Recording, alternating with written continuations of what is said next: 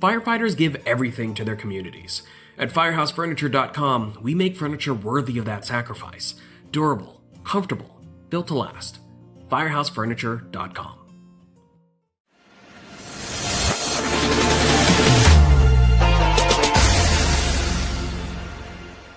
Welcome back to the Fueling Fire podcast, where we talk about nutrition that is specific to the job. And today I have two of my besties, Vanessa Frost-Piedrahita and Annette Zapp, where we are going to be talking about our workshop at FDIC. So we are doing a workshop called Firefighter Strong, where we will be talking about fueling, sleep, and nutrition in just a short 4 hours, which may seem like eternity to you, but really is not quite enough time for us. So today we're going to be talking about some of our favorite topics, specifically what we will be covering in that workshop as a sneak peek. So we hope to see you at FDIC in April of 2026. But before we get into that, let me have my friends introduce themselves. So Vanessa, can you please introduce yourself? Hi guys, I am Vanessa Frost-Piedrahita, firefighter strength coach. Both you can find me online, as well as that's essentially what I do. I work with firefighters in terms of how to not only, get big, strong, those sorts of things, but also mitigate injury, work back from injury, and really bring in training that is made and thought of with firefighters in mind versus people who sleep through the night and can, maybe do things a little differently than people who are firefighters. Perfect. AZ. First of all, Vanessa got her own name wrong because it's actually VFP, but I digress. I am AZ. I'm a retired firefighter, current PhD student at Oklahoma State University. I own and operate Fire Rescue Wellness, where I address the health and wellness of firefighters worldwide. My favorite topics are sleep, creatine, and dogs. And I think you know everything you need to know now. Which that's what we're going right into. So sleep. As much as firefighters want to keep saying, I'll sleep when I'm dead, what would we usually say? You'll get there faster if you don't sleep. So how much sleep should firefighters aim for each day/night? Yeah, so a healthy human adult really needs 7 to 9 hours. And the typical firefighter is just going to push straight back from that. And they're going to say, but, the lady in the ceiling and all of the things. But we really need to think about optimizing our sleep when we are off duty. So 7 to 9 hours sleep opportunity is what I recommend to most people. Okay, so how do I make that happen when I have kids? I want to pick up overtime at the academy and calls are keeping me up all night. Man, first things first, you have to optimize off duty because we have more control off duty than we have on duty. But I'd also like to say that many times firefighters sort of yield their control on duty and they do silly things like staying up, smoking cigars, playing games, watching movies, all of these things. And, midnight comes around and they're like, oh man, I got to get to sleep. And then they finally get to sleep and a box alarm comes in and they got 30 minutes, 30 solid minutes, I must say. So if we can optimize our sleep off duty and be really careful about our sleep hygiene and our sleep habits on duty, that's going to be optimal. And so I like to say we have to make plans for future me. And that looks like really working backwards and trying to figure out picking up the children, food prep, grocery shopping, all of the things so that you can set yourself up for success when you sleep. Awesome. So with that 7 hours, why is getting that minimum of 7 hours so important? What are some of the benefits that first responders can experience if they can start prioritizing closer to that number? Man, you want to talk about benefits. I like to talk about detriments, but we'll go with benefits. We'll be positive today. I think if you want to look better, feel better, play better, do better on the promotional exams, have better interpersonal relationships, all of those things happen when we sleep. So those are the positives. The negatives look like this. Short term, you can have issues with your glucose control.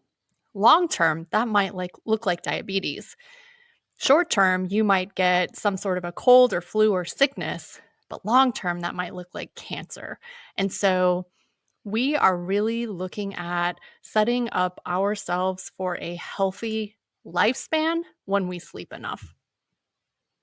A phrase that I tell my firefighters a lot when they're like, "Hey, I'm just trying to get a little bit better at X, Y, or Z." I'm like, "Well, sleep is your magic pill. It's the thing that affects all other things." And so even if that's, hey, an extra 15 minutes because I can't get a whole 7 hours currently, then like you can still make that, because it really is the magic pill.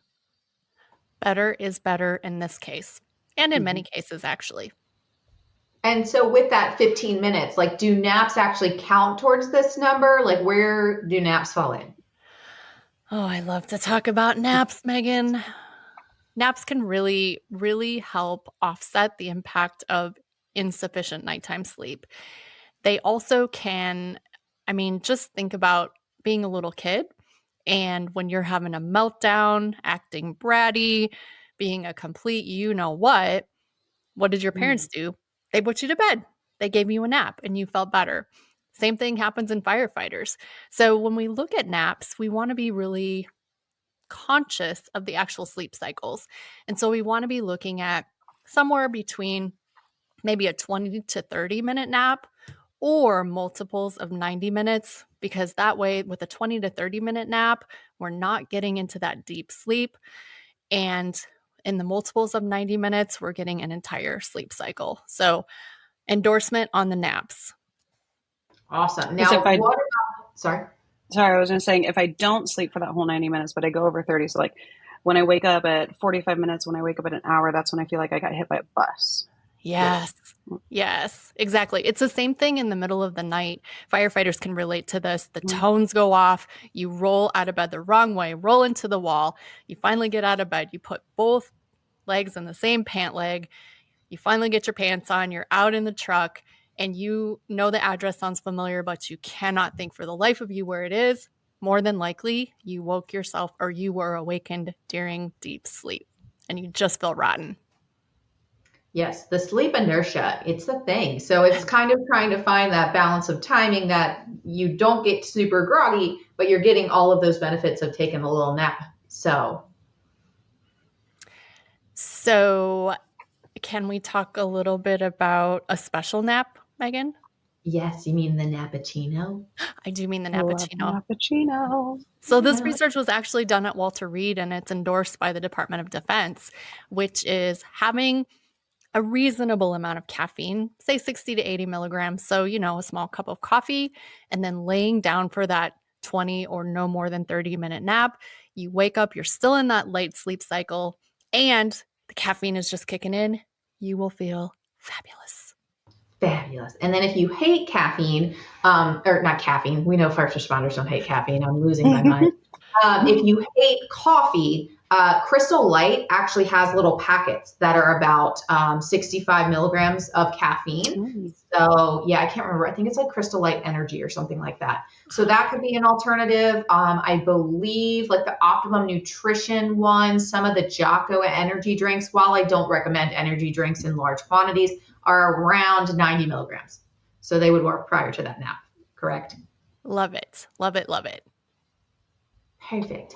Okay, so we talked about some naps. I think another thing that no one wants to hear is what can impact our sleep that we consume. So can you talk a little bit about what those things are? Oh, my dude. First responders really hate to hear this as well, but caffeine, excessive caffeine, we really have to be careful with the dosing on it. So excessive caffeine can impact our sleep, as can nicotine and other types of stimulants. And then I am so sorry to be the bearer of bad news, but alcohol, although it may help you fall asleep faster, your sleep will be greatly disturbed if you have alcohol prior to bedtime. So those things can definitely impact our sleep, as can exercise. So exercising too strenuously close to bedtime, not in all people, but definitely in some people, that can impact sleep quality, quantity, so on and so forth. Yeah, I think timing for exercise, like you said, AZ is going to be huge, but really so is timing for all those other things as well in terms of, Yes. okay, caffeine, we know we're going to have some throughout the day, but at what point am I stopping my caffeine consumption? Because that's going to affect my sleep. Same with alcohol. Like if I am going to drink, can drinking, now it's like, okay, cool. So I'm just going to day drink instead. But if I'm going to have a drink, having it not right before bedtime, even though like we all love a nightcap, is going to have less negative effects on our sleep. And same thing with our training. If I'm going to do a really intense workout, bringing the intensity on earlier in the day versus if I have a very intense workout towards the end of the day, it might keep you from falling asleep. But like you said, affects some people more than others. Yeah, it all goes kind of back to that N=1. So really what works best for me, if you can have that self-awareness and self-assessment, I think that that's really important. Yeah, absolutely. So, and what about training? So how can training impact our sleep? I mean, and so like we said, how much or how intensely we are training before bed. Now, I have, a few firefighters were like, it is not a good day if I did not get a workout in. But then whatever their, workout they had planned is rather high intensity, rather aggressive. And they do it right before bed. And they are the ones who they're like, man, it's now I couldn't get to sleep, but I don't want to not work out. And so it's like, okay, how can I adjust my training if I'm working out later in the day? We can bring down the intensity and maybe elongate it a little bit or focus on something that otherwise maybe I'm not doing a conditioning set anymore. So that way my heart rate is high for an extended period of time. But I could do some moderate and even heavy strength work, which is not going to affect my sleep quite as much as some, especially circuit work, usually keeps people from being able to do that. And so in that aspect, lowering it down. But how you train and how you sleep, they're married in a sense that if I train really aggressively, I need a lot of sleep in order to recover from that. Not only from a safety and injury standpoint, but like from a performance-based standpoint. It's almost like taking 2 steps forward and 1 step back if my recovery isn't on par with my training, which then people are frustrated because like, look, I've put all this work into training. I've put all these hours into this and my progress is only so far. People get really surprised when I'm like, well, how's your sleep going? And, most people aren't getting 7 to 9 hours. And I'm like, well, we need to dial your training back some actually. And when we dial it back, and that's just adjusting, it doesn't mean you always train less, but less high intensity, a little more like potentially low and slow, or we're reducing our volume a bit and we see better results. So when it comes to training and sleep, so you mentioned training before sleep, but what about training after a rough night of calls? I ran 3, 4 calls after midnight, maybe got 45 minutes. I was going to have a heavy training day when I got off shift. Should or should I not do that heavy training day? I think people should always train unless they're like to a point where I'm like, I can't do anything. Now, with a few caveats, I say always train because I think keeping your consistency and the habit of training regularly is more important than anything. Now, caveat of like, how do I adjust that training? And it depends on your phase of life. Like, look, if I have nothing else, like no really hard, firm responsibilities in terms of time wise outside of, just being on shift, like I can go home, take a nap, eat some food, and then go crush my workout and still like it be okay. Right now, maybe I don't have that. And so how do I adjust? There's three things that I like to say people can adjust. So they can adjust their intensity. It means just bring everything down. Like if you were doing a conditioning workout, instead of like, whatever pace you were planning on, I'm going to bring that pace down. And so I'm not going to run as fast. I'm not going to bike as fast, so on and so forth. Or if I'm lifting weights, I'm not going to lift as heavy, but everything else stays the same. Or I could still keep the intensity, but I'm going to cut volume. So it means instead of, doing 3 working sets of 8, I'm only going to do 1 working set of 8 if I'm talking about weight training. If I'm talking about conditioning, instead of a 20-minute session, I'm only going to do a 10-minute session, but at the same intensity. I don't make it harder just because it's 10 minutes now. I keep the same, people are like, well, isn't that making it easier? To a degree, yes. And it's because you were performing or trying to perform in an under recovered state. And so if we keep putting too much on you, your system just keeps going down. Ideally, anything that we do to tax our system, especially in the world of training, right, it's going to bring our stuff down a little bit. But if I then can't recover from that, it's going to just bring me down further versus the opposite direction where we always want to see our gains, right? And so that's where people kind of fall into an accidental habit of like potentially detraining. And if I didn't sleep well, your risk of being injured can be higher. And so with that in mind, if I mitigate that by adjusting either the intensity, right, the volume, or even the modality is the last thing that I talk about people doing. They're like, oh, well, I was going to do heavy barbell bench press. Okay, let's do a heavy dumbbell bench press instead, because it's going to naturally limit your weight. Or like, I was going to go out and run. Okay, maybe we're going to do a non-weight bearing instead. It's just a way to automatically adjust and make things easier on us, not just an easy workout, but so that way our body can recover and actually get a good stimulus from it, since we are coming in underslept.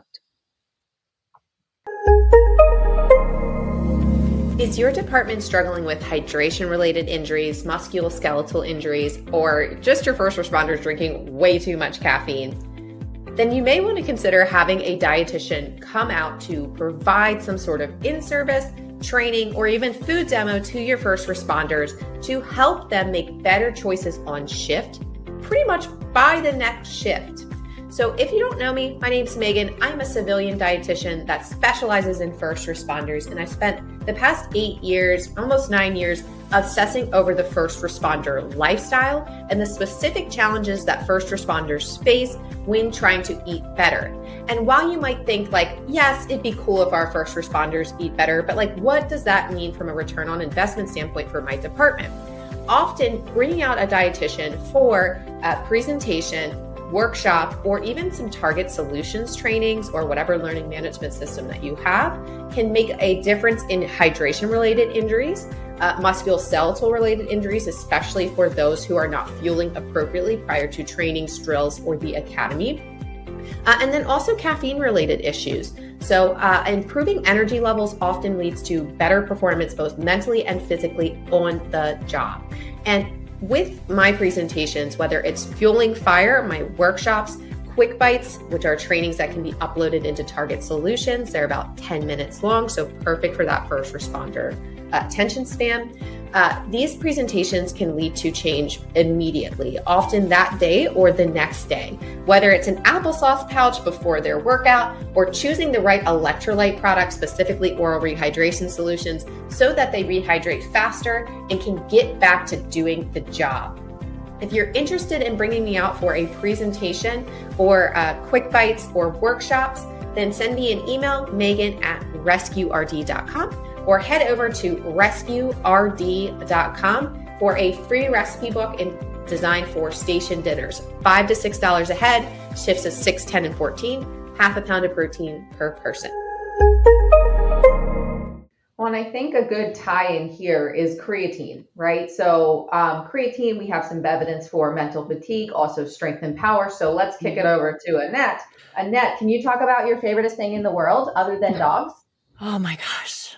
Creatine monohydrate. It is the most researched supplement on the planet, and potentially the one, if you gotta say there's a miracle supplement, it's probably creatine monohydrate.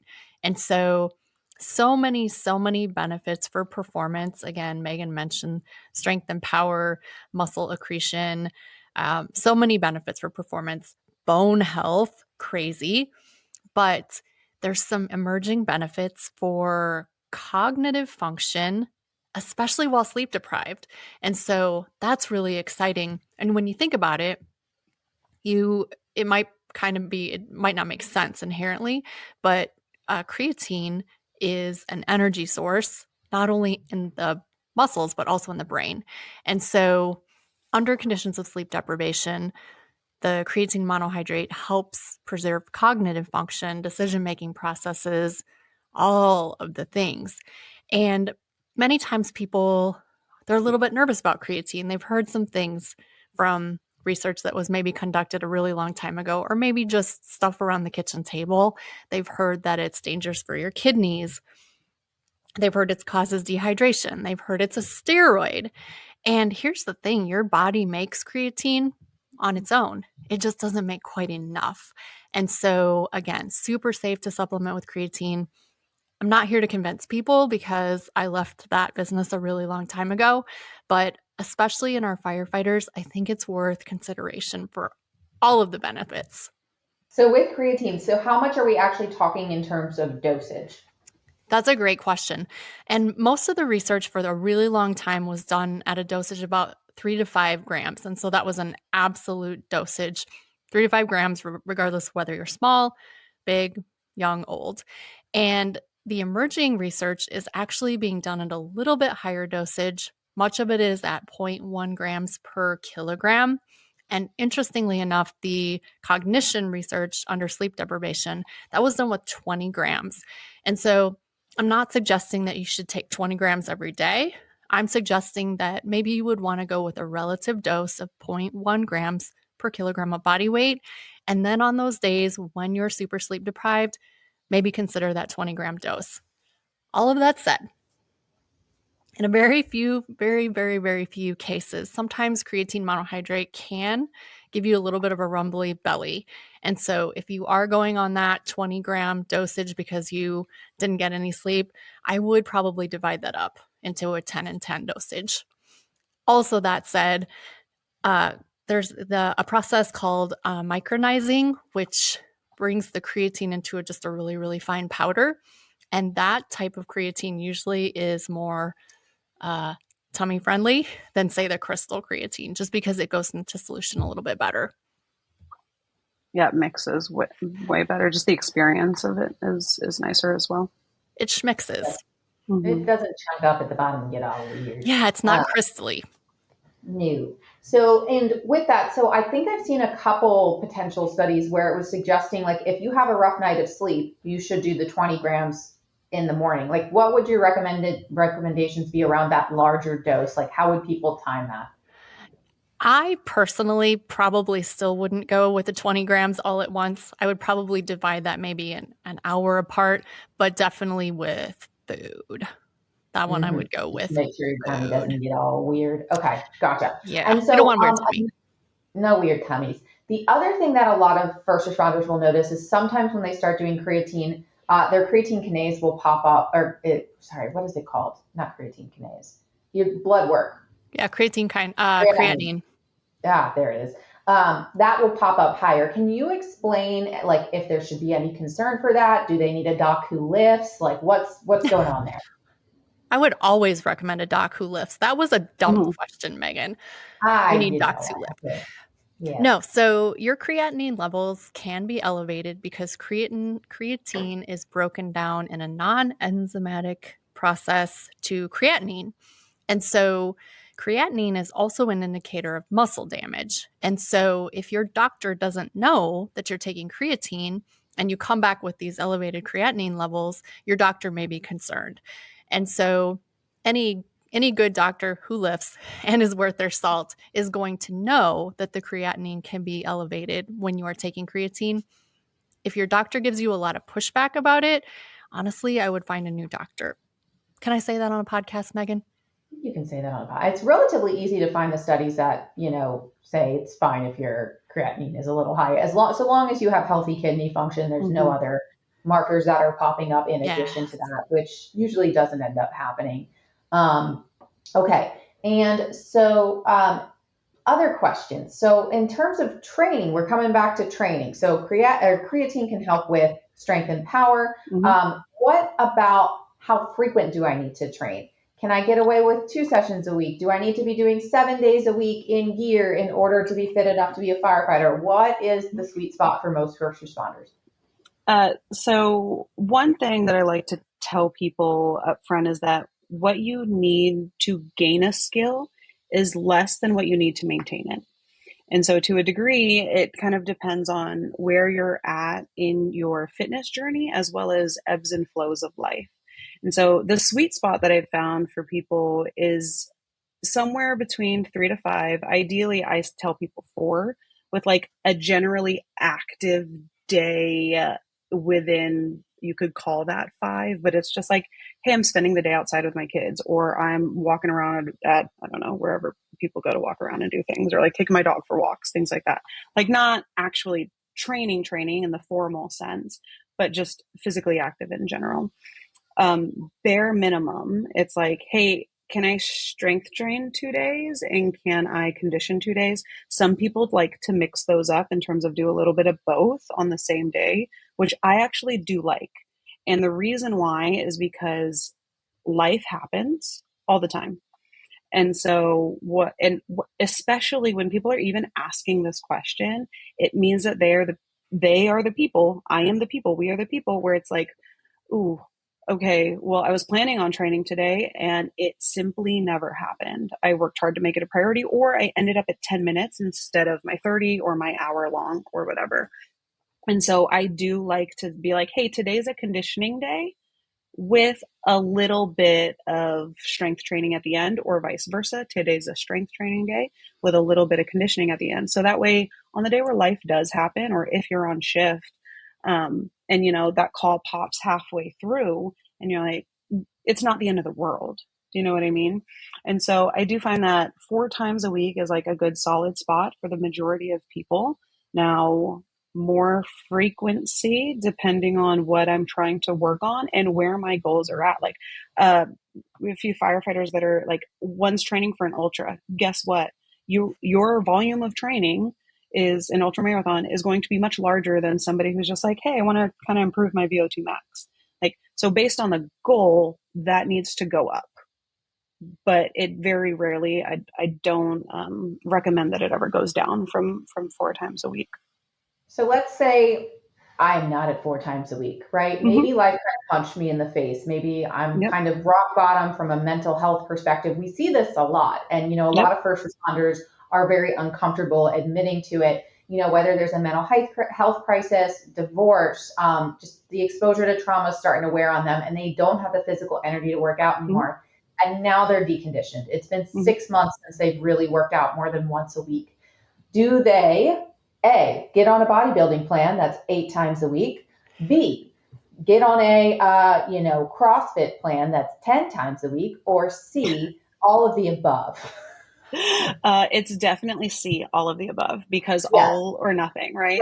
And so, and that's a common thing. Like it's so common, happens not only in the general population, but especially in firefighters, because you are problem solvers. Your job is to go in and solve the problem as quickly as possible.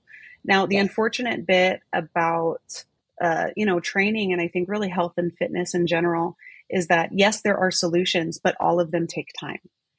You can't hurry the process. And really, especially if we're talking about, hey, I'm somebody who hasn't been training 4 times a week, and I'm going to like hop on this plan that has me working out 90 minutes 5 times a week, and I'm going to do, extra conditioning on the other 2 days. So it's only 6 days a week, but we went from 0 to 100 really fast. Risk of 2 things. 1 is injury, and 2 is burnout.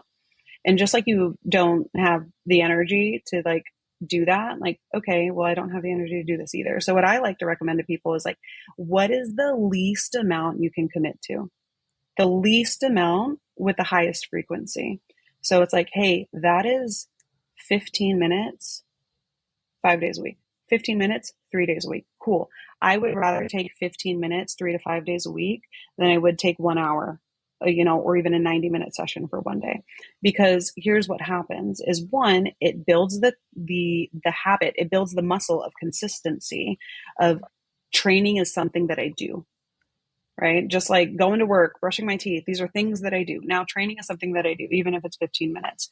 And then if I'm feeling good, like once I'm already down there, most people are like, okay, I'm going to do more than just 15 minutes. And they end up being down there for maybe 20, 30, or an hour. And so what's nice is having a flexible plan that allows you to do that is outstanding. That's my favorite thing for people who are getting back into training, call it like, hey, here is your non-negotiable and here's your extra credit. And so we build out a plan like that to where it's like, this is what has to be done. It's only going to take you 15 minutes. But if you have the time, if you have the energy, if you feel good, here's the extra. And if you don't do it, there's literally no harm, no foul. And then with like injury prevention in general, is it partially like first responders are tending to do too much, too fast? Like what are other things that can impact your risk for injury on the job? So people usually, we become injured because we've done too much too soon after doing too little for too long. And it doesn't matter what kind of tissue in the body we are talking about. In that, like, I had somebody a couple of weeks ago and they were like, so I hurt my calf. And I'm like, how? And he was like, well, I did hill sprints. And I said, okay, when's the last time you sprinted? It's like a year. Okay. When's the last time you ran up a hill? Probably like a year and a half. When's the last time you ran? Over 6 months ago. Cool. So like do we see how like we were just like climbing up? We jumped to the second floor. Like Megan, I know you talk about like trying to get to the second floor without a ladder. That's what they did. They figured it out and they're like, I'm going to do that. But guess what? They couldn't climb back down because now they had no calf. And so frequency more than intensity. So like, okay, if I want to do hill sprints, guess what? We're going to be running regularly, like at least on a weekly basis. And then I'm going to start slowly doing sprints on a flat ground. And then I could do hill sprints. And so progressively working into things is the biggest thing. And where firefighters are at a lot of risk is that because they are so capable in so many ways that they're like, oh, well, I can totally grab that and spin her, like, you know, I'm going to twist with 200 pounds because I'm having to move a person. This isn't even like gym training. This is like the call required me to do this thing. But when's the last time that you were under load and twisting often? Right? Oh, well, last time that call happened, and that was 8 months ago. And so now my back doesn't feel great after that because the act of twisting with that amount of weight was a lot to ask your tissues when you haven't done that very frequently. And so that's where really having some thoughtful training around movement patterns. And again, I can't touch enough on frequency. It's all about frequency of when you're doing things. That makes a lot of sense. The other thing, and I'd love to kick this over to Annette, is warm-ups, right? Like, you know, it's hard because first responders, I feel like in their brains, like they might be 40, 50, but mentally they're like, I am 22 years old and I should be able to do whatever I did when I was 20 years old. I could train all the time. I didn't have kids. I didn't have that back and neck injury that popped up in the past 10 years on the job. But I don't need to warm up. We can just like roll right into chest day. First of all, we will call that International Chest Day, Megan. AKA Monday. Yes, absolutely. We will use proper terminology in our meetings here. I think that all humans should warm up whenever they possibly can. Obviously, you can't warm up for a call. That is very clear. But if you have the ability to warm up before your exercise session, I think it's a great rehearsal for your body. I think it's a great chance to get your metabolism kind of like, hello, we're going to do something, and your neurological system to be sort of firing and getting ready. And the older you get, I believe the more necessary it becomes. And I'm not sure, Megan, was that a shot fired on my fake knee or my age, or which one was it, Megan? I would like to go with all of the above. The answer is C, all of the above. Such a mean friend. You know what I like to use warm-ups too, AZ, and like I'd like to get your perspective on this too. And that I'll maybe choose like one movement pattern that's ridiculously appropriate for whatever workout I'm going to do. Yes. But I also like to use the rest of whatever the warm-up is to just do movement patterns that I might not otherwise do. Yes. Or like explore movement a little bit more, which I know like people are like, I'm not exploring movement. I'm just training. Give me a workout, lady. Please stop talking. But from like a coach's perspective, when I'm writing warm-ups, it's either the exact same thing every single day. Like with my academy, we're warming up the exact same way every day because I want them to learn those movement patterns, those exact ones, and I need exposure to that. And then once we're kind of done with that, okay, we're going to change it up every day and play a little bit to be like, oh, you haven't jumped on, from one leg to another in a minute. We're going to do that because people are also like a little bit more chill in a warm up. Like, let's just expose ourselves to things we might not usually do or don't do regularly in our training. But this is a way to like, kind of like to sneak the vegetables in, of like the way Megan puts spinach in smoothies. Like this is a way to do that, in a way that's like not detracting, quote unquote, from my training. I always tell firefighters that much like in athletics, the non-contact injuries tend to be like decelerating, changing direction, and rotating. And so the more we can practice that in a controlled environment, I think the better off we're going to be. So I think we have the exact same philosophy of sort of rehearsing those movement patterns. I like how you said, in a more chill environment. Yeah. And it doesn't have to be terribly long. Like I had one client who was like, my shoulder always feels kind of tweaked when I do chest. And I asked him what his warm-up was. And of course it was non-existent. It was 45 pounds. And then we just like start loading 45s on each side. And, you just do 5 minutes, 5 different movements for 5 minutes, and you'd be shocked at the difference at how your tissues respond and you actually have more power, more strength when you warm those things up. And then on top of that, your brain is kind of getting that transition period from I'm not working out to I am working out. Like you said, Annette, it's kind of difficult when you're on shift. It's like, do I have to warm up every single time I get called? It's the third time I've tried to restart this. I mean, at that point, I don't know, use your discretion. Well, I mean, and to be clear, when I was talking about on shift, I meant like the structure fire comes in or the 700-pound EMS assist comes in. I really feel like if you're working out on shift, you should be trying to warm up. Well, I mean, okay, so going off of that, in terms of, you're right, I can't warm up for a structure fire. I can't warm up for, a 700-pound bariatric patient. Good news is you're not lifting that 700-pound bariatric patient by yourself. You have a couple people typically. And so with that in mind, though, if I can lift, 300 pounds comfortably, then like, if there's only 2 of us, we're going to be okay.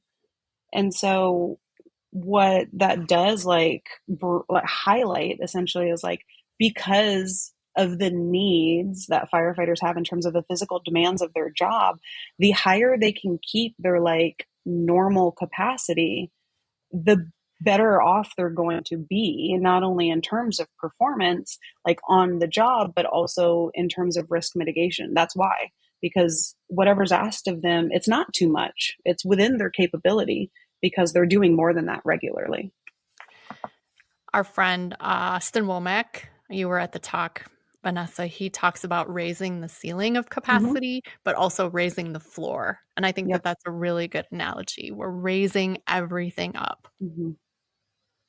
Absolutely. And now it is time for me to talk about snacks. Because I said this is where I take over the conversation. Because, we talked about, fitness. We've talked about a little bit about supplements, about sleep. But like when we're talking about warm-ups and raising the capacity or even raising the floor, a lot of times people are skipping food. So before I kind of get into that, what are your guys' favorite pre-workout snacks? Applesauce pouch. I was just telling my friend she'd never had, her kids eat applesauce pouches all the time. Really? And she's like, have you guys ever had these? And I was like, funny enough, we buy them at Costco. My children don't eat them. They don't like applesauce. She's like, so why do you get them? I'm like, because I eat them every single day. Like before my workout, I slam an applesauce pouch. God's food. AZ? I recommend the applesauce pouches, but I don't do them myself. I don't do anything pre-workout other than just regular nutrition. Oh, like you have like a meal and then you go a couple of an hour or so later. Okay, that makes sense. Yeah. So the reason I wanted to mention that is because most of my first responders are working out really early in the morning, right? Or they don't eat at lineup, they're fasted, and then they do the engine checkouts and they're still fasted. And then they wonder why the weights start to feel heavy like 20 minutes in and they're like, why does this suck? Applesauce pouches are fantastic because they're just a quick source of carbohydrate and they're non-perishable.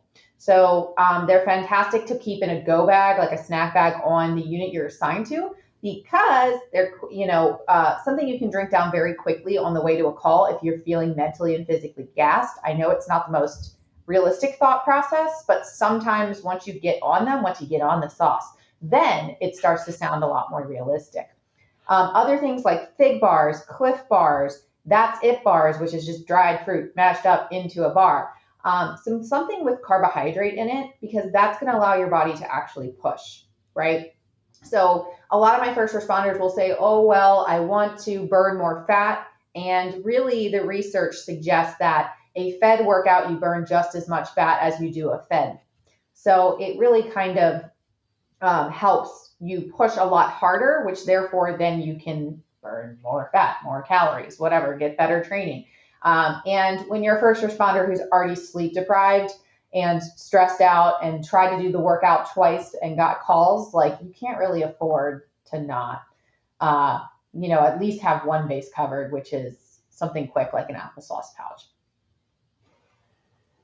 How about after what about Megan? Yeah, sorry, that's what I was going to say. No, you're fine. That's what I was going to essentially say too. I have some people are like, they like to sip on their protein drinks either before or during, or should I wait till after? I had one person joke about like, we must stay in the anabolic window. So talk to me about the whole time. Yeah, the most important window. Talk to us about the timing of post-training nutrition, Sure. or if that matters. Yeah. So back when I was bodybuilding or like training like a bodybuilder, like granted, I don't look like it anymore. I had a child and it ruined me. But 15 years ago, we thought that like, if you didn't drink your protein shake as you like finished your last curl, like you would lose all of your gains instantaneously. Like that was the fear. But as of recently, there's been more research to support that you have about 4 hours to get a meal or some sort of protein in post-workout, which there are stations where that might not happen, right? Like that certainly exists in the fire service, especially in the busier areas of our county. But a protein bar, protein shake, again, in that go bag on the rig, can really be an easy thing to just have as a backup option. But yeah, we want about, depending on the body size, 20 to 35 grams of protein in a meal post-workout with carbs. So a lot of people would do the protein and just be like, yeah, I don't need the carbs because I have 20 pounds to lose for my cruise in 2 weeks. Happens more often than you think. So they'll skip the carbs. But if you're on shift, like those carbs are going to be really important in case the fire gods smile down upon you and you do get a structure fire later in the day. You've got to replace those things so that you have the glycogen or the carbohydrate in your muscle, in your liver to push for those calls that happen later. And even if the fire gods don't smile down upon you, you're recovered for that annoying EMS call.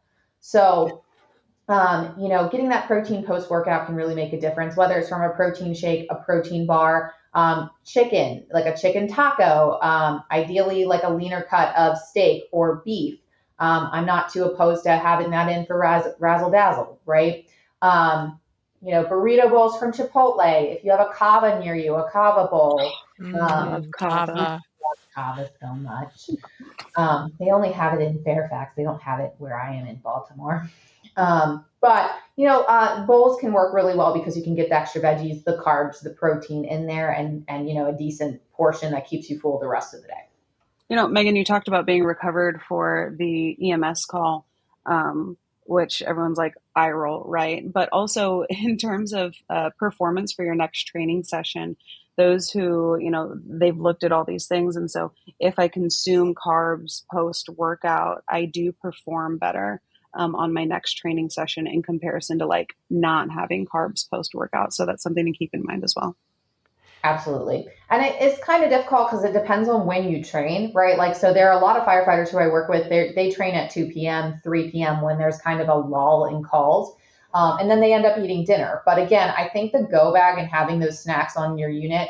And when I say a go bag, this is not one smashed up protein bar at the bottom of your backpack that you're only going to eat when you're stuck on a gas leak for 3 hours and you're about to chew your arm off. Like it is a snack bag, like cornucopia, if you will. Protein bars, It's almost Thanksgiving. Protein bars, protein shakes, jerky, tuna packets, chicken packets, dried chickpeas, which sound weird, but actually have 20 grams of protein in them. I know, I was surprised. Can I just say something about the dried chickpeas, Megan? Yeah, I hate them. One at a time. One chickpea at a time. If you put even 2 chickpeas in your mouth, it's like making concrete and you can't swallow the chickpeas. Well, wash them down with an applesauce pouch and you won't have a problem. I know. I need to try these. Yeah, my meat eaters don't love them as much, but my vegans and vegetarians, because they do exist in the fire service, they do like them, and they need something that's different from, like, obviously animal-based sources. But then, your carbs are going to be like your Fig bars, your Cliff bars, the That's It bars, dried fruit, nuts and seeds, that kind of stuff. You want to have a bunch of different options. So if you get stuck and have to mash a meal together, you have it. And this is the biggest game changer for most of my first responders, because it regulates their appetite throughout the day. Mm-hmm. So. They don't need to inhale everything. You know what's funny? So Megan, you know how you came out not that long ago, and I was talking to a crew afterwards. First of all, I can't tell you how many text messages, or when I run into people, they're like, I've been eating a lot of spinach. And I'm like, have you been having smoothies? And they're like, yeah, I don't put as much as she does, but like there's some in there. And I'm like, big win. Preach it. Traumatize them a little. Yeah. But they're like, oh my gosh, we were stuck here, there. And then we finally got some food. And so we just like swung by, insert fast food chain here, which like very doable, but also like, I ain't swinging by a fast food chain, not getting large fries. I'll tell you that. And so I was like, well, did you have your go bag with you? And they were like, well, no. And I was like, did you not pack one? And they were like, no. And I said, cool. Next time you're going to the grocery store, like you're making your run for dinner, everyone is making their run for their little go bag. So that way you guys have snacks. So you're not running through that again. Yeah. I mean, and that's how you prevent yourself from eating everything that's not tied down when you get to dinner. So everybody always looks at the portion at dinner that firefighters eat, and they're like, how could they possibly be eating 3 plates at dinner? Like, what kind of animals? And it's like, well, number one, at least in my area, right? So Fairfax area, DMV, like we have very busy units. Like they're running some between 10 and 15 calls in some of the crazy areas, longer, more than that. I'm not really good at call volume. I don't actually know how many calls they're running, but they're pretty slammed. And when I ask them, how many steps do you get per day? It's 10, 15, 20, 25,000 steps per day. And they didn't even like purposely work out. So what a lot of first responders don't realize is that ambient activity stacks on shift. And that's caloric burn. That's going to require you to eat. So then they ADHD around the station. They've got to call, they've got to drill, they've got to train the rookie. And next thing you know, they've barely eaten anything since breakfast and wonder why their energy levels are terrible. And then wonder why they inhale everything that's not tied down when it comes to dinner. Whereas the go bag gives you snacks where as soon as you feel that hunger pain, you should probably eat, because it will probably boost your energy to keep pushing for the rest of the day. And then inadvertently often reduce the portion at dinner time. Witchcraft. Yeah. Witchcraft. Megan, though, my problem would be if I had a fully stocked go bag, I would just eat everything in it when I wasn't hungry. Well, you're like, well, it's there. It must get eaten. Yes. Yes. That also, I've heard that a lot. Actually, it's almost always from women. I don't know if they're more open to admitting it than the guys are or something. Maybe like so. That. Probably. But I think you have to also kind of audit how you use it, right? Like, are you going to eat all the snacks in your bag? Then you obviously have to make an adjustment. Maybe you only keep 2 snacks on the unit, but you have extra in your locker. Like, some people, like the food noise thing, right? Like, you guys have heard of food noise? I don't know if my friends who have, but food noise is where, like, if you are like, if you think about food all the time, your brain is always like, could I have just a little snack? What am I having for lunch? What am I having for dinner? I'm thinking about what's for dinner while I'm eating lunch. Right, exactly. It's like I haven't had lunch since yesterday. Let's go get lunch. And often this is like at really inopportune times, like when you're working on a patient or something like that. And it's like, this isn't really appropriate for the general population to hear. But So food noise is also part of it. Can be like someone puts a treat out in front of you. You don't even like that treat, but next thing you know, you're eating it anyway. So that is a big thing, and that's where the like Ozempics and the Manjaros, these like medications that first responders like boo and hiss at, they have a place in the fire service. It's just probably not at the busiest station in the county because it's difficult to manage the ability to eat and how much calories you're burning and that kind of stuff. But there are ways to reduce that. It's just pretty difficult for some people from a genetic perspective, from my understanding. I don't know if you guys have anything to add to that. I would say that being well fed also helps in terms of like, if I am fueled, like it can help reduce that food noise, and maybe not entirely, but also like, let's say I don't like brownies or whatever, like I'm more of a chocolate chip cookie kind of person. So when the brownies show up, I'm like, oh, like I'm not hungry and I don't like that, so I'm good, versus like, I don't like that, but like I'm not starving, but I could eat, then I'm going to eat. It's very difficult for Vanessa to have low food noise at my house because she opens up the fridge and finds nothing but dairy. Like, her entire diet is like, what do we eat? Dairy and more dairy. And I'm like, you don't want to be around me if I eat all this cheese. No, well, that's why we have separate rooms at our house. That you snore. All right. Well, on that note, so we're going to kind of wrap things up. So where can people find you on the interwebs? We'll start with VFP. You can find me on the interwebs by looking at Firefighter Strong Coach website, and then really just Instagram. I mean, I'm on LinkedIn, but I don't know that my name is associated with Firefighter Strong Coach, things like that. Website's probably the best bet, and then you can kind of go from there, and then find like the blog and resources and things like that. And you can find AZ at firerescuewellness.org on the interwebs, also Fire Rescue Wellness on the social medias. And I used to always say, send me a message on Instagram, but I'm trying to be so much better about not being a social media butterfly. So send me an email, info@firerescuewellness.org. Perfect. And I'm RescueRD at rescue.rd on Instagram and rescuerd.com. If you liked this topic and are interested in bringing a similar workshop to your department. But also workout. Actually, yes, we do cater to the ADHD firefighter needs, AKA every 45 minutes, there's either a snack, a break, or a movement. But in the sense that we go on a road show, right? So if you want to cover nutrition, sleep, and fitness in a way that actually works in the fire service by people who are evidence-based, know fire, and are not even that boring, then give us a call. We do have a bedtime of like 7:30, so like kind of we're not that fun. But shoot me an email at Megan at rescuerd.com, and we'll get you on there. And we hope to see you all at FDIC.